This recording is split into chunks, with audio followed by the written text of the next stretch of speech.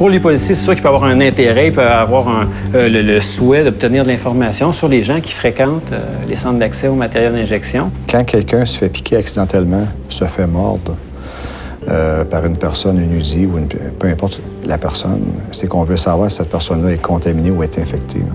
Et là, ils ne comprennent pas pourquoi les intervenants du secteur santé ne veulent pas aisément, allègrement communiquer ces informations-là, alors que dans le réseau de la santé, on a un contexte de confidentialité dans l'offre de services que l'on fait. Et il y a des balises qu'on ne peut pas franchir. Donc, quand on parle de la gestion puis de l'échange d'informations, moi, ce que j'ai compris, c'était que c'était très important que tout le monde connaisse les contraintes de chacun. Et inversement, nous, si on a des choses à dire au niveau criminel, on ne peut pas le dire également au niveau du médecin. Donc, on est pris de part et d'autre par des serments de discrétion. Et au contraire, je pense que l'échange d'informations permettrait d'avoir une meilleure complémentarité de nos actions. Si un policier me demande « As-tu vu un tel? » Je le cherche, X raison. Normalement, je fais ma niaiseuse.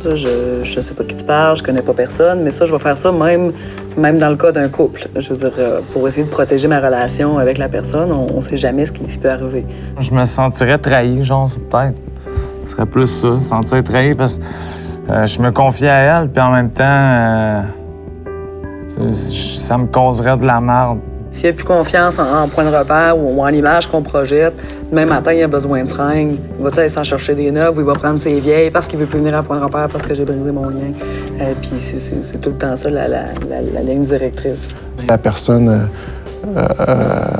a tenu des propos où c'est qu'on peut croire très sérieusement que sa santé et sa vie est en danger, ou ce que cette personne-là menace quelqu'un d'autre puis que l'autre personne est en danger, on va insister. Puis des fois, il y a de l'incompréhension sur la règle d'application de la confidentialité. C'est au directeur général et à nous à voir, bon, OK, c'est un cas où oui, on va divulguer l'information.